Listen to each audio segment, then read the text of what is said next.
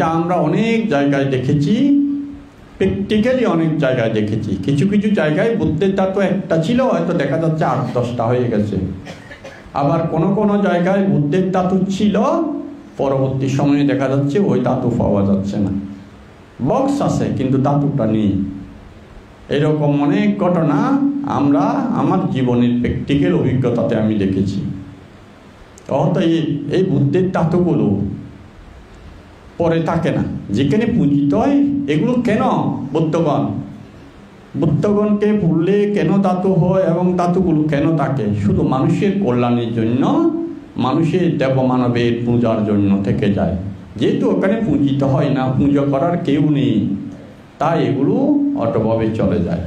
তো যখন পৃথিবীতে বুদ্ধের ধর্ম ধ্বংস হয়ে যাবে 5000 বছর পর, তখন সারা পৃথিবী, বলা হচ্ছে সারা পৃথিবীর সমস্ত ধাতু আবার একত্রিত হয়ে সেই মহাবোধিবৃক্ষের মূলে, বোধিফলকে, যেখানে বুদ্ধ কি করেছিল? বুদ্ধিজ্ঞান লাভ করেছিল, তৃষ্ণার ক্ষয় করেছিল, উপদিশেষ এই নির্বাণ লাভ, অনুপদিশেষ নির্মাণ লাভ করেছিল। সেদিন সমস্ত ধাতু একত্রিত হয়ে আবার বুদ্ধরূপ ধারণ করে সেদিন আবার বুদ্ধ লীলায় দেশনা করবে। এগুলো বুদ্ধের অধিষ্ঠানের প্রভাবে। কিন্তু সেদিন কেউ, কোনো মানুষ থাকবে না বুদ্ধের সেই দেশনা শোনার জন্য। কোনো মানুষ বুদ্ধের সেই দেশনা শোনার জন্য থাকবে না। বলা হচ্ছে অসংখ্য দেব ব্রহ্মা সেদিনও থাকবে। সেদিন শেষ দেশনা, এই আমাদের গৌতম বুদ্ধের শেষ দেশনা। সেদিনও দেবতা এবং ব্রহ্মাদের মধ্যে অসংখ্য মার্গফলে প্রতিষ্ঠিত হবে। কিন্তু মানুষের মধ্যে কেউ, প্রথম দেশনাতে তো মানুষ ছিল, অন্তত পঞ্চবর্গীয় শিষ্য ছিল, তার মধ্যে একজন শ্রোতাপন্ন হয়েছিল। কিন্তু বুদ্ধের সেই শেষ দেশনাতে কেউ থাকবে না মানুষ, কিন্তু অসংখ্য দেব ব্রহ্মা সেদিনও মার্গফলে প্রতিষ্ঠিত হবে দেবলোক থেকে এসে। তারপর এই দেশনা শেষ হওয়ার সাথে সাথে অটোভাবে অধিষ্ঠান বলে এখানে আগুন ধরে যাবে এবং সেই ধাতুগুলো আস্তে আস্তে বর্ষ হয়ে হয়ে যাবে, আর ধাতু থাকবে না পৃথিবীতে। সেদিনে বুদ্ধের ধর্মের, গৌতম বুদ্ধের শাসন শেষ হয়ে যাবে। তাই আমি এখানে এই বিষয়টা বলেছি যে এই যে আজকে এখনো বুদ্ধের শাসন আছে এবং বুদ্ধের ধর্মকায়া, বুদ্ধ জীবিত আছে। বুদ্ধের দেশনা, বুদ্ধ রূপকায়া বুদ্ধ নেই, কিন্তু বুদ্ধের সমস্ত দেশনা আমাদের মাঝে এখনো আছে। আমরা এগুলো আমাদের জীবনে শ্রবণ করে, ধারণ করে, অনুশীলন করে আমরা ইচ্ছা করলে এটার ওই ফলটা কি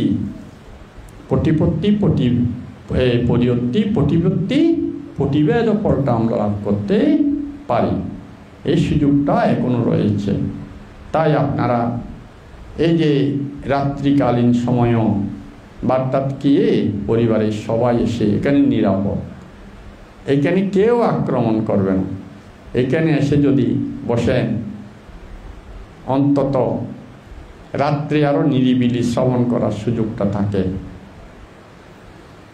দরজা, ঘরের বাড়িতে একজন রেখে অন্তত পাহারা দেওয়ার জন্য, আর সবাই চলে আসতে পারবেন।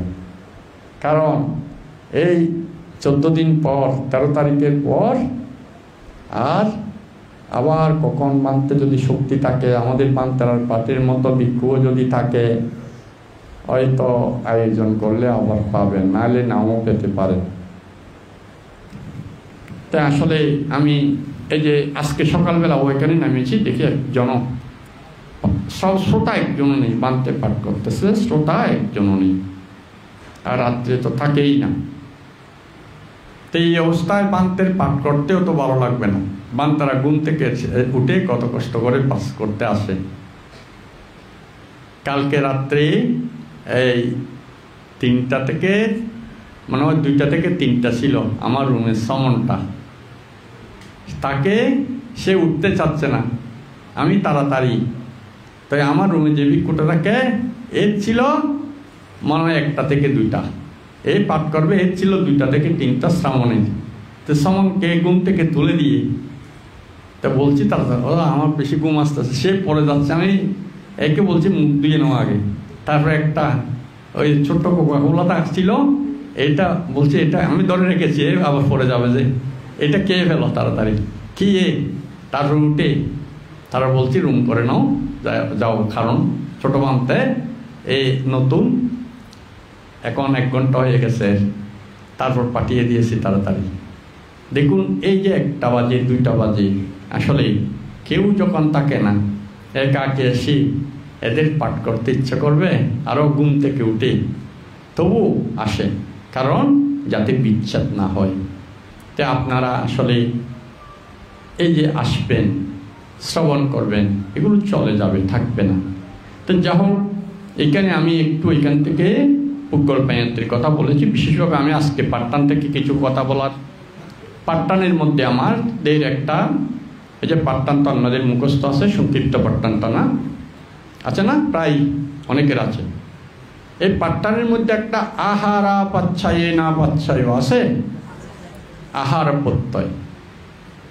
প্রত্যয়ত্ব তো কি বলেছিলাম না, প্রত্যয়ত্ব কি বলেছিলাম, সাহায্যকারী। কিসের সাহায্যকারী? আমাদের দেহ এবং মন জীবিত রাখার জন্য বা একটা চিত্ত গঠিত হওয়ার জন্য সাহায্যকারী প্রত্যয়। মূল বীজ হেতু না, হেতু বলেছি 5টা, লোভ দেশ মোহ, প্রলোভ অদেশ, আর একটা নির্বাণের হেতু অমোহ, 6টা না। এই 6টার মধ্যে 5টা হচ্ছে 31 লোকভূমিতে জন্ম নেওয়ার হেতু, আর একটা হচ্ছে নির্বাণের হেতু। এই 6টার মধ্যে তাইলে আরও 23টা প্রত্যয়, এগুলো সাহায্যকারী। এই 23টা প্রত্যয়ের মধ্যে একটা হচ্ছে আহার প্রত্যয়। আহারা পাচ্ছায় না পাচ্ছায়, আহার প্রত্যয়। আহার প্রত্যয় কি করে, কিভাবে কাজ করে, এই বিষয়টা নিয়ে আমি একটু করে আলোচনা করব। আহার প্রত্যয়টা, আহার তো আমরা সবাই বুঝি না। আহারের মধ্যে আহার 4 প্রকার। একটা হচ্ছে কবলিখিত, যেগুলো আমরা মুখ দিয়ে শ্রবণ করে আহার করি বা পান করে আহার করি না, পান করে করি বা মুখ দিয়ে শ্রবণ করে করি। এই আহারগুলো হচ্ছে রূপ আহার। এই রূপ আহার কি করে, আমাদের এই শরীর 4 ধাতু, এই ধাতুকে আমাদের কি করে, এই কথাগুলো এই ধাতু কথার মধ্যে আছে এবং পালিতে তো আছে, ধাতু কথার মধ্যে আছে। এই 4 ধাতু, যেমন 4 ধাতুর মধ্যে পাটাবি আপ তেজ বায়ু, এই 4 ধাতু, এই আহারটাও 4 ধাতুর অংশ। এই 4 ধাতুকে রক্ষা করে। কারণ যেমন আপনাকে আজকে যদি আমি ওয়েট করি, বেঁধে রেখে দিই একটা রুমের মধ্যে, পায়খানা প্রস্রাব করবেন কিন্তু কিছুই খেতে দেব না, 5 দিন বা 4 দিন পর যদি একদম কিছু খেতে না দিয়ে আবার ওয়েট করি, একই ওয়েট থাকবে, ওজনটা একই পরিমাণ থাকবে কেন? কোথায় যাবে? শুকাবে কেন? খাদ্যের অভাবে শুকিয়ে যাবে। তাইলে এই খাদ্যটা আমাদের এই দেহকে ঠিক রাখতে সাহায্যকারী প্রত্যয় হিসাবে কাজ করে। না হয় তার মানে আমরা যে ক্ষয় হচ্ছি প্রতি মুহূর্তে, আমাদের এই দেহ যে প্রতি মুহূর্তে ক্ষয় হচ্ছে, এটা আমরা বুঝতে পারি না। প্রতি সেকেন্ডে মিলি সেকেন্ডে আমাদের এই দেহ ক্ষয় হয়। যেমন এটা 60 দিনে একসাথে হয় নাই, হয়তো 1 কেজি কমে গেলেন 60 দিনে, কিন্তু একসাথে হঠাৎ করে কমেনি। এটা 60 দিনের মধ্যে প্রতি মিলি সেকেন্ডে কমতে কমতে 4 দিনে গিয়ে 1 কেজি 1 কিলো কমে গেছে। কেন? ওই আহার প্রত্যয়টার অভাব ছিল বলে। এইভাবে বেঁধে রাখলে হয়তো 10 দিন পর কিছুই না দিলে যে ওয়েটটা থাকবে সেটাও মৃতদেহে রূপান্তর হয়ে যাবে, আর চিত্তও কাজ করবে না। বুঝতে পেরেছেন? তাহলে ক্ষয় হচ্ছে না আমাদের দেহ, হয় তাহলে আমাদের যৌবনটা থেকে যাবে, থাকবে না। এইভাবে কিন্তু প্রতিদিন আমরা শিশুকালে, আগে আমি ওই দিন বলেছি, আগেও ছিলাম না, পরেও থাকবো না। আমাদের বর্তমান যৌবন অবস্থা মধ্য অবস্থা মাত্র, একটা ফুলের মতো। ফুলের এই যে একটা গোলাপ, সেটা আগেও ছিল না, কালকেও সেটার অবস্থান যাবে ডাস্টবিনে। শুধু আজকে ফুটন্ত গোলাপটা মধ্য অবস্থা মাত্র। ঠিক আমাদের যুবক যুবতীরা এই অবস্থাটা চিন্তা করা উচিত। আমাদের এই দেহ, এই রূপ, এই যৌবন, এটা কিন্তু আগেও ছিল না আর পরেও থাকবে না। সেটা জড়ায় রূপান্তরিত হবে। কিন্তু প্রতি কণে কণে, প্রতি মিলি সেকেন্ডে, কণ মানে সেটা মিলি সেকেন্ডের চেয়ে ছোট। বৌদ্ধ পরিভাষায় এটাকে বলে কণ। আমরা বলি না প্রতি ক্ষণে ক্ষণে, এই ক্ষণ মানে সেটা মিলি সেকেন্ডের চেয়েও ছোট। এই যে বলা হচ্ছে আমাদের একজন অরহৎ মানতে নাকি এই একটা তড়িৎক্ষণের মধ্যে 144 বার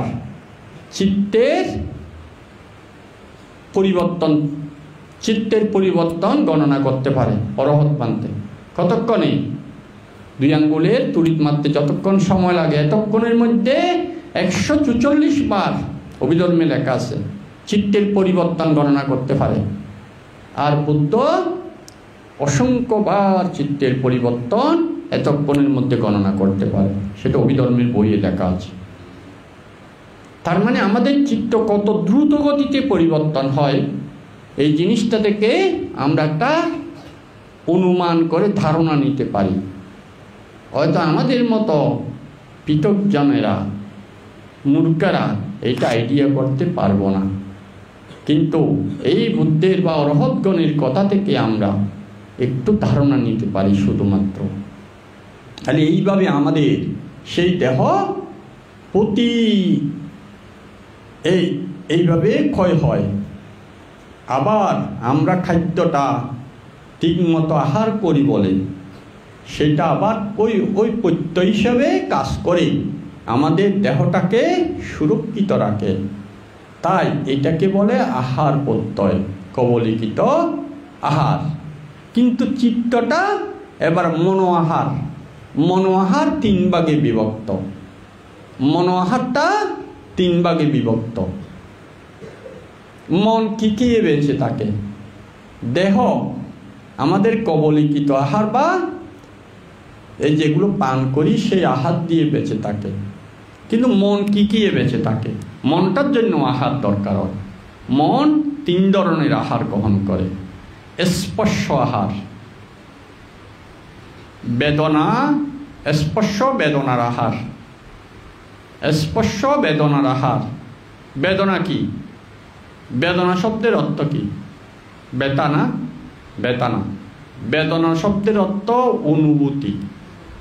এটা সুখ হতে পারে, দুঃখ হতে পারে, না সুখ না দুঃখ অনুভূতিও হতে পারে।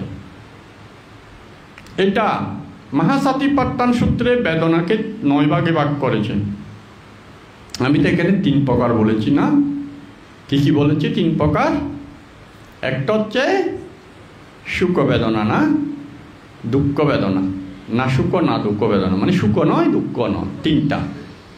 এটাকে 5 ভাগে করেছে। 5টা হলে সৌমনুষ্য বেদনা, মনের আনন্দ। প্রথমে যেটা সুখ বলেছি সেটা দেহের সুখ, আর সৌমনুষ্য হচ্ছে মনের আনন্দ। ঠিক যেটা দুঃখ বলেছি দেহজনিত দুঃখ। যদি দৌমনুষ্য হয় সেটা মনের দুঃখ। তাহলে এখানে 5টা হয়ে গেল না?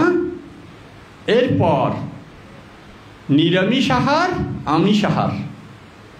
নিরামিষ আহার কি? নিরামিষ আহার আর আমিষ আহার কি? নিরামিষ বলতে আমরা বুঝি যে মাছ মাংস না খাওয়া না, কিন্তু বুদ্ধ এখানে নিরামিষ আহার মাছ মাংস না খাওয়া না। নিরামিষ আহার বলেছে খাদ্য খাওয়ার সময় যদি এই খাদ্যের স্বাদটার প্রতি আমি আসক্ত হয়ে খাই, যেমন আমরা ভিক্ষুরা প্রত্যাবেক্ষণ করি খাই, দেখেছেন অনেকে ভিক্ষুরা খাওয়ার সময় একটা মন্ত্র পাঠ করে। এই মন্ত্রটাতে কি বলে যে আমি এই আহার গ্রহণ করছি শুধুমাত্র ব্রহ্মচর্য আচরণ করার জন্য, আনন্দ করার জন্য নয়, নৃত্য করার জন্য নয়, বা বিবিধ এই যে আনন্দ ফুর্তি করার জন্য নয়, এই দেহকে রক্ষা করার জন্য এই আহার গ্রহণ করছি।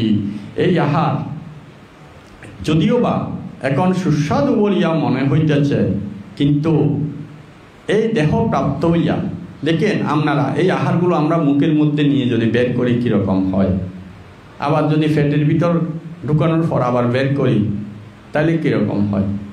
শুধুমাত্র এই দেহের সাথে সংস্পর্শে এসেছে এই আহারগুলো বমিতে রূপান্তর হয়ে যাচ্ছে না, আর কিছু সময় থাকলে আরও তো কথা নেই না। তাইলে এই আহারগুলো আসলে তাইলে এই আহার শুধু আমার এই দেহের পরিপক্কতা বা পরিপূর্ণতা রক্ষা করার জন্য আমি এই আহার পরিভোগ করছি। এই মন্ত্রটা বলে খেতে হয়। এইভাবে চিন্তা করে করে যারা আহার পরিভোগ করে তার কাছে এটা মাছ, এটা মাংস, এটা খুব সুস্বাদু, এটা ডাইল হলেও ডাইলটা সুস্বাদু যদি চিন্তা করি তাহলে এটা আমিষ আহার। বৌদ্ধ ধর্ম মতে আমিষ বা নিরামিষ এইভাবে ব্যাখ্যা করা হয়। এই যে আমিষ আহারটা হচ্ছে যদি আমি এই খাদ্যের প্রতি অনাসক্তভাবে আহার করতে পারি, এই আহারকে বলে নিরামিষ আহার। ঠিক আমার কাছে যে সুখ লাগতেছে আজকে, এই সুখটাকেও যদি আমি সুখের প্রতি যদি আসক্ত হয়ে যাই তাহলে এটা আমিষ সুখ বেদনা। ওই যে আমি ওই দিন বলেছিলাম প্রথম দিন আমার দেশনায় ওই যে অষ্টলোকধর্ম কথা বলেছিলাম, মনে আছে?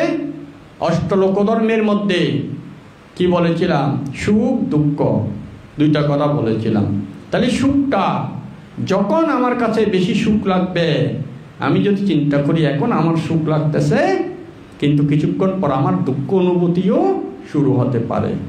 আবার যখন দুঃখ লাগবে তখন যদি আমি চিন্তা করি এখন দুঃখ লাগছে, কালকে তো আমার সুখ লেগেছিল, বা হয়তো পরবর্তীতে সুখ লাগতে পারে, তাহলে দুঃখটা বেশি আমাকে দুঃখ দিতে পারবে না, না? এইভাবে যদি আমরা এই সুখ দুঃখকে ভোগ করি, মানে সুখ যখন আসবে তখন চিন্তা করব না এই সুখ স্থায়ী নয়, এই সুখ ক্ষণিকের জন্য, এটা প্রতি মুহূর্তে সুখটা ক্ষয় হয়ে যাচ্ছে, এই সুখটা থাকবে না আমার কাছে, আবার দুঃখ বেদনা আসতে পারে। এই চিন্তা করে করে যারা সুখ ভোগ করে সেটাকে বলে নিরামিষ সুখ। এগুলো মহাসাতিপাট্টান সূত্রের মধ্যে বেদনা স্কন্ধের মধ্যে আছে। আর আমিষ সুখ কি? যেটা হচ্ছে যদি সুখের প্রতি আমি আসক্ত হয়ে যাই সেই সুখটা আমিষ সুখ।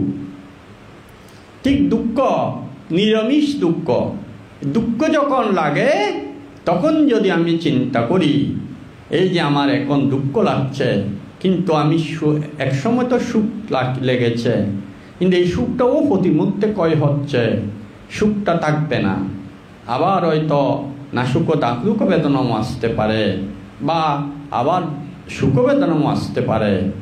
তাহলে এই চিন্তা করে করে যদি আমি দুঃখ বেদনাকে উপভোগ করি তাহলে এই দুঃখ আমাকে বেশি যন্ত্রণা দিতে পারবে না। এইভাবে যারা দুঃখ বেদনা অনুভব করে তার এই বেদনাকে বলে না সুখ না নিরামিষ দুঃখ বেদনা। আর দুঃখের সময় যদি কেউ ছটফট করে, উফ মরে যেতাম ভালো হতো, এই দুঃখ আমি ভোগ করতে পারছি না, মরে গেলে ভালো হতো, এরকম বলেন অনেকে। অসহ্য যন্ত্রণা, ছটফট করে মরে গেলে ভালো হতো। আসলে মরে গেলে ভালো হতো, যতদিন নির্বাণ লাভ না করে ততদিন ভালো হয় না। তাইলে এইভাবে যারা দুঃখও যে ক্ষয়শীল, দুঃখও যে অনিত্যদম্যী, দুঃখ থাকবে না, এই চিন্তা না করে দুঃখের প্রতি একেবারে খুব অনেকে দুঃখকে সহ্য না করতে আত্মহত্যা করে ফেলে, করে না? এইভাবে যারা দুঃখ ভোগ করে এটাকে বলে আমিষ দুঃখ বেদনা। ঠিক এই নাশুক নাদুক অনুভূতিটা থেকে মোহ উৎপন্ন হয়। এই নাশুক নাদুক অনুভূতিকে যদি এইটাও যে ক্ষয়শীল, পরিবর্তনশীল, অনিত্যধর্মী এইভাবে চিন্তা করে, তাহলে এটা নিরামিষ নাশুক নাদুক বেদনা। আর এই নিরামিষ নাশুক নাদুক বেদনাকে যদি এটা যে ক্ষয়শীল, অনিত্যধর্মী এইভাবে চিন্তা না করে শুধু বেদনা উৎপন্ন হয়ে বোঝা গেল না, এইভাবে ভোগ করে আবার পরিবর্তন হয়ে যাচ্ছে, কিন্তু আমার সেদিকে স্মৃতি নেই। এইভাবে যারা ভোগ করে সেটাকে বলে এই নাশুক নাদুক আমিষ বেদনা। এই 9 ভাবে বেদনাকে মহাসাত্তিপাট্টানে বেদনাকে 9 ভাগে ভাগ করেছে। আবার অভিধর্মের মধ্যে এক জায়গায় দেখি বেদনাকে 108 ভাগে বিভক্ত করেছে। 108 ভাগে বেদনাকে 108 প্রকার বলেছে বুদ্ধ, এবং অভিধর্ম পিটকে এগুলো 108 প্রকার বেদনার ব্যাখ্যা আছে। অনুভূতি 108 প্রকারের অনুভূতির ব্যাখ্যা অভিধর্মে আছে। তো দেখুন, এই যে প্রথমে আমরা শুধু অনুভূতি বুঝি, একটা, আবার 3টা, আবার 5টা, আবার 9টা, আবার 36টা, আবার 108 প্রকারের অনুভূতির কথা অভিধর্মে আছে। এগুলো আমরা যদি বুঝতে পারি প্রত্যেকটা অনুভূতির বিষয়গুলো, কিন্তু এগুলো স্মৃতি ছাড়া বোঝা যাবে না। প্রতি মুহূর্তে যারা স্মৃতিমান থাকে, যারা সমাধি সম্পন্ন থাকে, তারাই বুঝতে পারবে। তখন তাদের সেই প্রজ্ঞা, ওই যে বলেছি প্রজ্ঞা, এই যে শিলা সম্পন্ন, সমাধি সম্পন্ন, প্রজ্ঞা সম্পন্ন, বিমুক্তি পাইয়া সম্পন্ন, এই জগৎ পাইয়া সম্পন্ন থাকবে, তাদের বিমুক্তি, সমাধি সম্পন্ন ব্যক্তি পাইয়া উৎপন্ন হয়, পাইয়া সম্পন্ন ব্যক্তি বিমুক্তি উৎপন্ন হয়, শিলা সম্পন্ন ব্যক্তি পাইয়া এই সমাধি উৎপন্ন হয়, শিলা সম্পন্ন ব্যক্তি সমাধি উৎপন্ন হয়, সমাধি সম্পন্ন ব্যক্তি প্রজ্ঞা উৎপন্ন হয়, প্রজ্ঞা সম্পন্ন ব্যক্তি প্রজ্ঞা বিমুক্তি উৎপন্ন হয়। বুঝতে পেরেছেন? আর যারা শিলা সম্পন্ন নয় তাদের সমাধি উৎপন্ন হবে না, যারা সমাধি সম্পন্ন নয় তাদের প্রজ্ঞা উৎপন্ন হবে না, যারা প্রজ্ঞা সম্পন্ন নয় তাদের প্রজ্ঞা বিমুক্তি উৎপন্ন হবে না। এইভাবে আমাদের এই যেগুলো পাঠ করছে, শুধু আমি এই 2টা প্যারাগ্রাফ থেকে একটু করে আলোচনা করেছি, এগুলোই প্রতিদিন বলে যাচ্ছে। বান্তারা এইভাবে ব্যাখ্যাগুলো, বিস্তারিত ব্যাখ্যাগুলো পাঠ করে যাচ্ছে। তো এইগুলো আমরা বুঝতে পারছি না বলে হয়তো সেদিকে তেমন একটা এমনি শ্রদ্ধা যা আছে শুনে থাকলাম, কিন্তু যদি আরও আমরা বুঝতে পারতাম তাহলে আমাদের এখানে শ্রদ্ধাটা আরও অনেক গুণ বেড়ে যেত না? তাই এগুলো মনোযোগ দিয়ে শুনতে এক সময় বোঝা যায়। যাও, আমি যে মনের আহার বলেছি, মনের আহারের মধ্যে স্পর্শ আহার, স্পর্শ বেদনার আহার। স্পর্শ কি? টাচিং না? সবগুলো টাচিং না। যেমন আমি জিহ্বা, দেখুন এই যে কবলিকিত আহার খাওয়ার সময় জিহ্বা কি আহার করে? স্বাদ না? জিহ্বের ভিতরে গেলে তিতা, মিঠা, টক কিছু লাগে না জিহ্বা পর্যন্ত। তাহলে এখান থেকে মন আহার কি করে? এই স্পর্শ থেকে মন স্বাদ, খাদ্যের স্বাদটা জিহ্বার মধ্যে, এমন একটা জিহ্বার মাংসের মধ্যে গুণ রয়েছে, যেই গুণটা আমাদের সেই মাংসের টুকরা স্বাদটা শুধু আহার করে। এই স্বাদটা আহার করার পর যদি খাদ্যটা আমার প্রিয় স্বাদে রূপান্তর হয়, তখন আমার দেহের মধ্যে সুখ বেদনা উৎপন্ন হয়। আর যদি অপ্রিয় স্বাদ হয়, কি বলি, ইউন রান্না করছে না, আরে নুন দে, ইউন সাম্বার হয়ে না, সাঙ্গে খাইবার মতো হয় না, হয় না? তাহলে সাথে সাথে কিন্তু এই যে আসক্তি বা বিরক্তিটা কে আছে? মন। কারণ গলার এই জিহ্বার ভিতরে গেলে আর তিতেও থাকে না, মিডেও থাকে না, স্বাদও থাকে না, চাইনিজ স্বাদও থাকে না, মিষ্টির স্বাদও থাকে না, শুধু জিহ্বা পর্যন্ত স্বাদটা, এই স্বাদটা আহার করে। বা এই স্বাদের প্রতি আমার আসক্তি আর বিরক্তিটা কে? মন খায়। এইটা কি মন বেঁচে থাকে, মনটা বেঁচে থাকে এই আসক্তিটাকে, আসক্তিটা মন আহার করে। তাহলে জিহ্বা তো কেটে ফেলতে পারবো না, জিহ্বা থাকবে, কিন্তু এই খাদ্যের প্রতি আমি অনাসক্ত হই। এটা এই খাদ্যটা আমি শুধু বেঁচে থাকার জন্য খাচ্ছি, এখানে স্বাদ হলো বা না হলো এটা বিষয় নয়।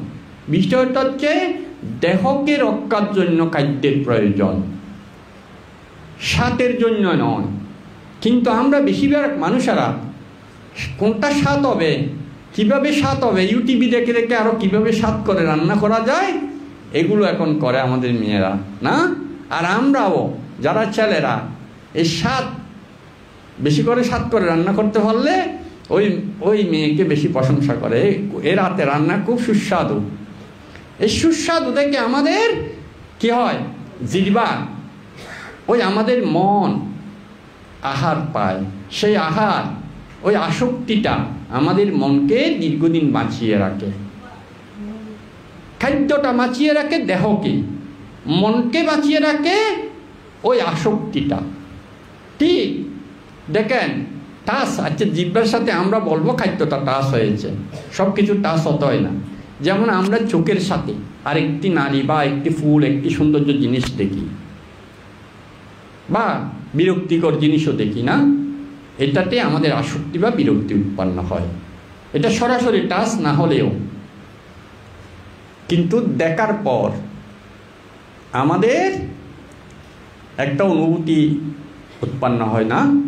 আমার চোখের সাথে কিন্তু এই দৃশ্যের, এই যে বললাম ওই দিন একটা ডিজাইন, নতুন ডিজাইনের কথা বলেছিলাম আমি প্রথম দিন, এইভাবে উৎপন্ন হয়। তাহলে আমার চোখও, কারণ আমরা এই দেহের আহার মুখ দিয়ে একটা দরজা দিয়ে করি, আমাদের মন 6 দরজা দিয়ে আহার করে। এই আহারগুলো, তাহলে এই স্পর্শ, এখান থেকে স্বাদ। দেখেন চোখের মাংস ও মাংস, জিহ্বার মাংস ও মাংস, কিন্তু জিহ্বার মাংস স্বাদ গ্রহণ করতে পারে, চোখের মাংস রূপ দর্শন করতে পারে, কানের মাংস শব্দ শুনতে পারে, এটাও একটা মাংসের টুকরা। ভিতরে গেলেও ওই শব্দ আর বুঝতে পারে না, বাইরে থাকতেও পারে না, কিন্তু ওই মাংসের টুকরার মধ্যে আসলে এমন একটা গুণ, এই গুণটা অতীত জন্মের, এটাকে বলা হয় পূর্বকৃত। অভিধর্মের মধ্যে পূর্বকৃত অহেতুক কুশল চিত্ত আর পূর্বকৃত অহেতুক অকুশল চিত্ত। এখানে এই অহেতুক চিত্ত 18টা রয়েছে। মোট 89টা চিত্তের মধ্যে 18টা অহেতুক চিত্ত। এগুলো পূর্বকৃত, পূর্বজন্মের, এগুলো পূর্বজন্মের কৃত। এই আমাদের মাংসের টুকরার মধ্যে যে শব্দ শোনার বা ভালো শব্দ শোনার বা খারাপ শব্দ শোনার যে গুণটা সৃষ্টি হয়েছে, এটা থেকে অহেতুক কুশল অকুশল চিত্ত উৎপন্নে সাহায্য করে।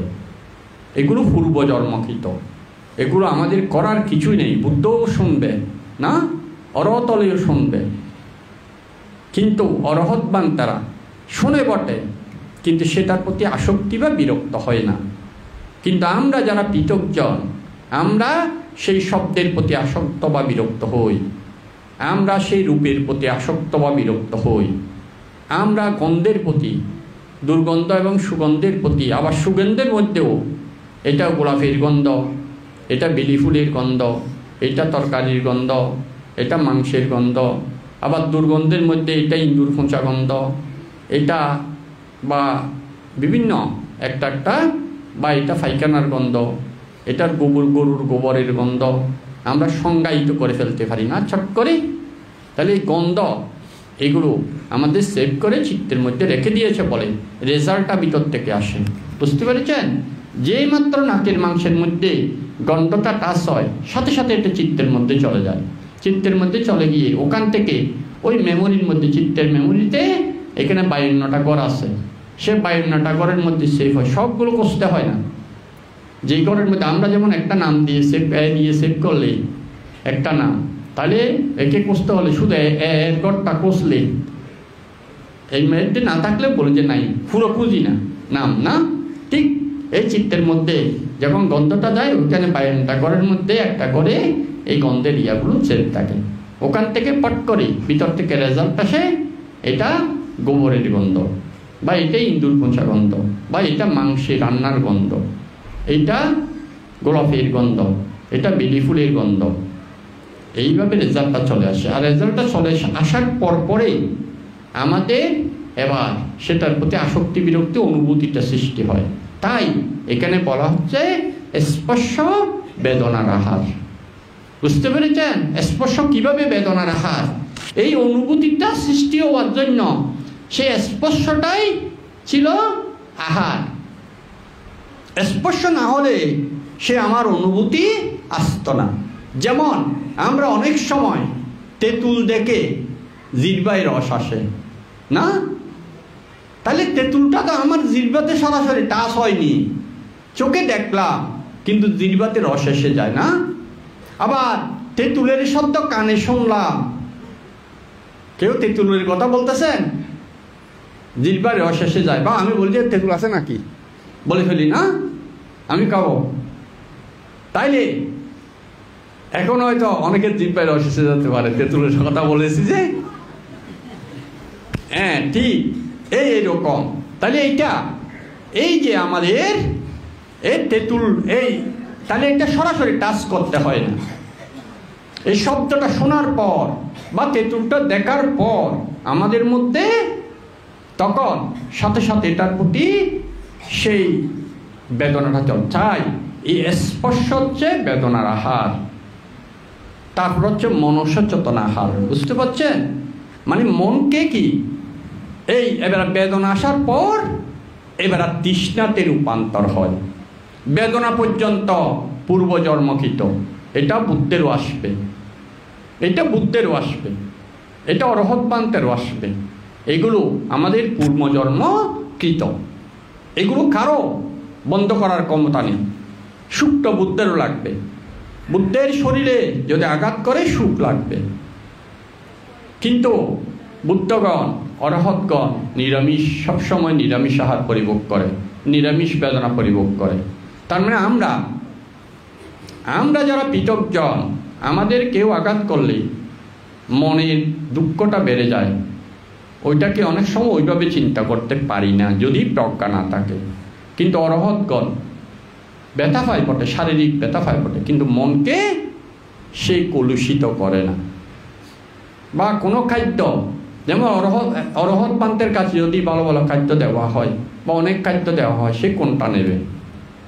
তাকে যদি বলা হয় পান্তে এখান থেকে আপনি নিয়ে খান, গোসাই দেওয়া হলো, তাহলে অরহৎ পান্তে কোনটা নেবে?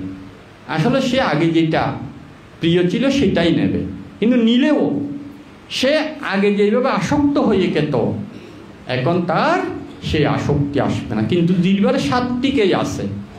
তার মানে এই না যে অরহত হওয়ার পর জিহ্বার স্বাদ থাকবে না।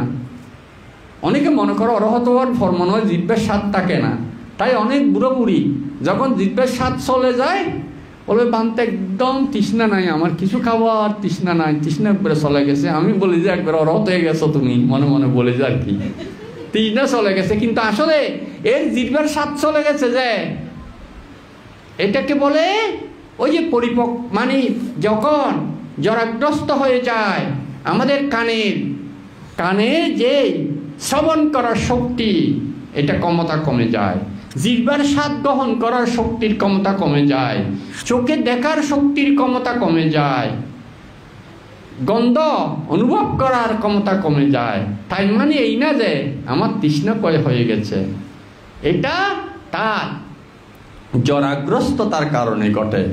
আর তৃষ্ণা কয় হওয়া মানে জিহ্বার স্বাদ চলে যাওয়া না, জিহ্বার স্বাদ ঠিকই থাকবে, কিন্তু সেই স্বাদের প্রতি সে আসক্ত হবে না। আমাদের অনেক সাধকেরা বলে, আমি বলতে শুনেছি, বানতে একটা আমার সংস্কার কয় হয়ে যাচ্ছে, বলে না সংস্কার কয় হয়, সংস্কার কয় হয় না কোনোদিন। বুদ্ধ কোনো জায়গায় ত্রিপিটকের বলেনি সংস্কার কয় হয়ে যায়, কোথাও নেই সংস্কার কয় হয়ে যায়। বুদ্ধ বলেছে আসক্কয় জ্ঞান, সংস্কার কয় জ্ঞান কোনোদিন বলেনি। ত্রিপিটকে কোথাও নেই। অনেক জ্ঞানীরা বলে সংস্কার উগ্র হয় আর হয় দেওয়ানাতে, সংস্কার হয় নয়, সংস্কারের প্রতি আসক্তি জ্ঞান হয় রে, বুঝছেন? সংস্কারের প্রতি হারাতে যায়, সংস্কার জ্ঞানের প্রতি যে আসক্ত হয়ে কই, এই আসক্তি হয় সংস্কার জ্ঞান তাগি যায়। সংস্কার হইলে তাই আমি আরেকজনের নচিন্তাম, আর সংস্কার কারণে চিনিত দেয় অনারে সংস্কার ইয়ে আছে দে, অনার ছবি বা চিত্তর মধ্যে সংস্কার ইয়ে সেফ আছে দে, অনারে চিনিত পারি তাহলে অরত হয়ে গেলে তুই আর এখনকে আর নচিন্ত যদি সংস্কার হয়ে যেত।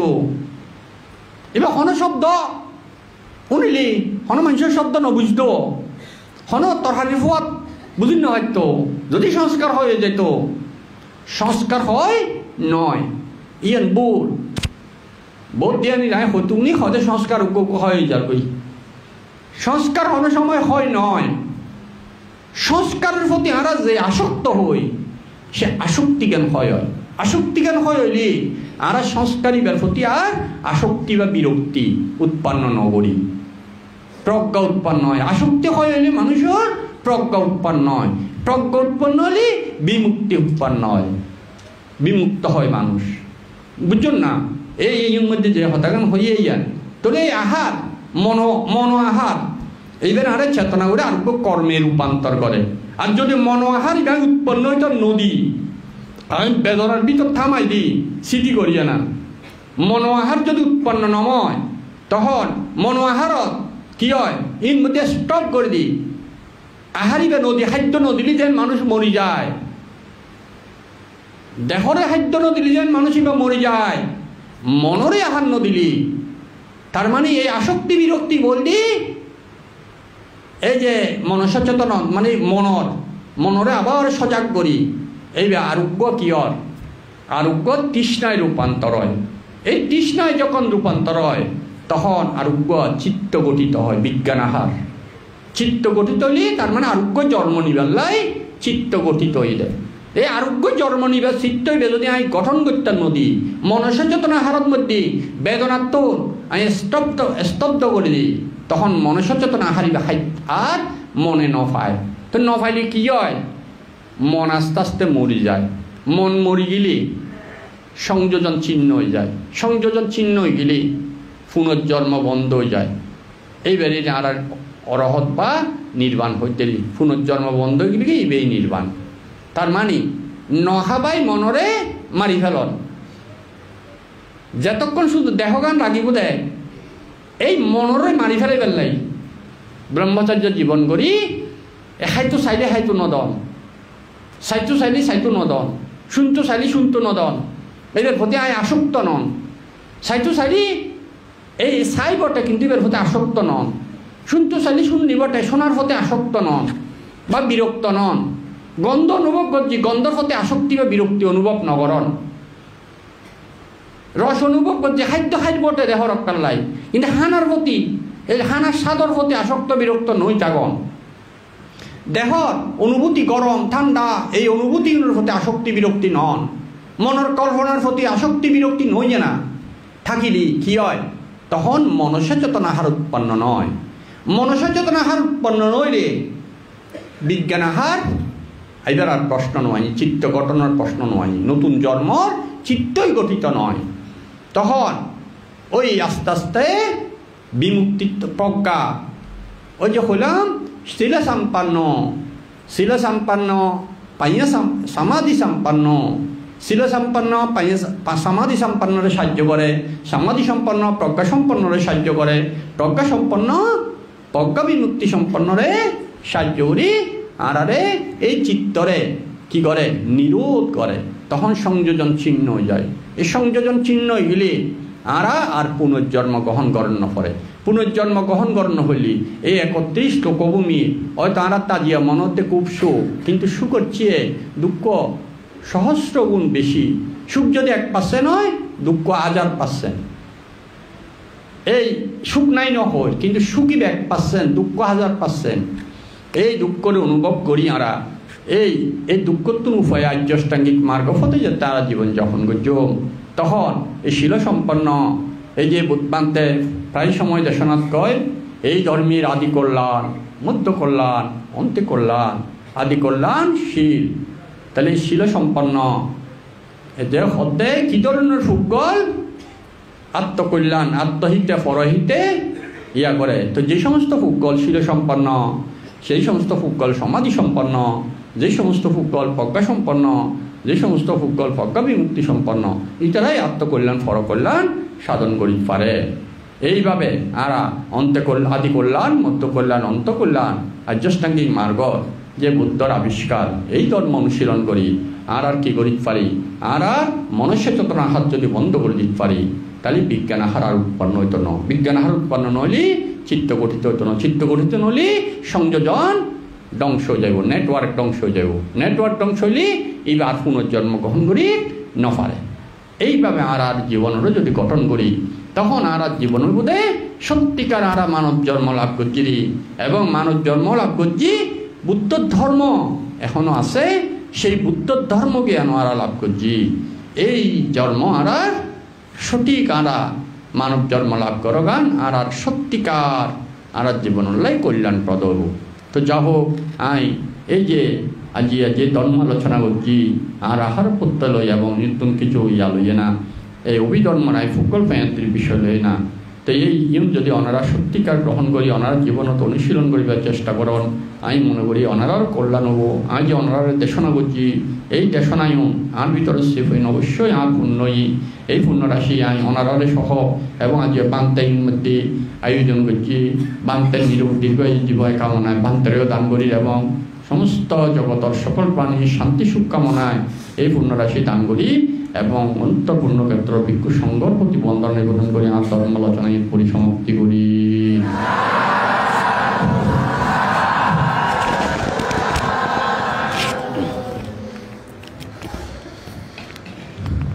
পরম পূজ্য ভিক্ষু সংঘ ধর্মপ্রাণ পিনাতি উপাসক উপাসিকা সুপবর্ণ সূত্রের মধ্যে একটি কথা উল্লেখ আছে, সোনাকত্তাং সুমঙ্গালং সুপ্রবত্তাং সুহিটিটাং সুকানো সমহতুস্য